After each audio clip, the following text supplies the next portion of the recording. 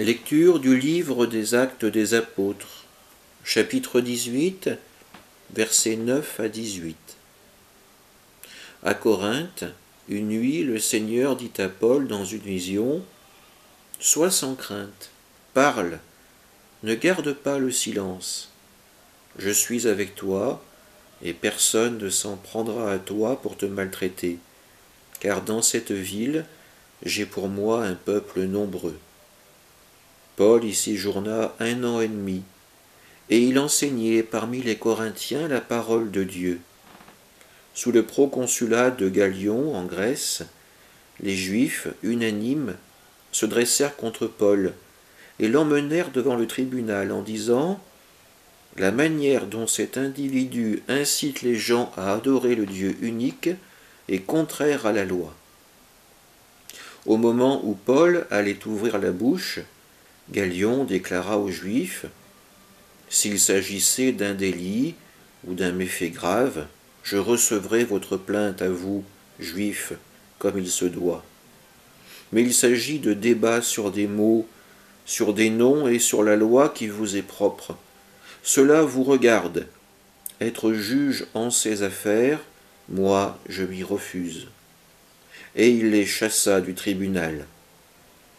Tous alors se saisirent de Sosthène, chef de synagogue, et se mirent à le frapper devant le tribunal, tandis que Gallion restait complètement indifférent. Paul demeura encore assez longtemps à Corinthe, puis il fit ses adieux aux frères et s'embarqua pour la Syrie, accompagné de Priscille et d'Aquila. À Cenchréa, il s'est fait raser la tête, car le vœu qui le liait avait pris fin. Parole du Seigneur. Paul est dans cette ville de Corinthe pour accomplir la parole et la volonté de Dieu. Il est là pour enseigner cette communauté qui est en train de se construire, qui est en train de naître, et il est encore une fois en but à l'hostilité des Juifs qui ne veulent pas entendre parler de Jésus comme du Fils de Dieu, comme du ressuscité, comme du Sauveur. Ils veulent porter l'affaire en justice, mais le responsable de la ville, Gallion, s'y refuse.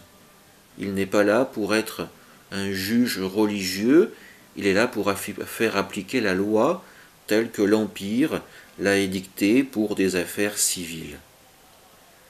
Parfois, nous mélangeons un petit peu les registres quand les discussions s'enflamment et nous cherchons des juges qui ne sont pas qualifiés pour rendre un verdict raisonné. Gallion est conscient de ses limites, c'est une question de foi, c'est donc aux hommes d'Église de régler ce débat entre eux.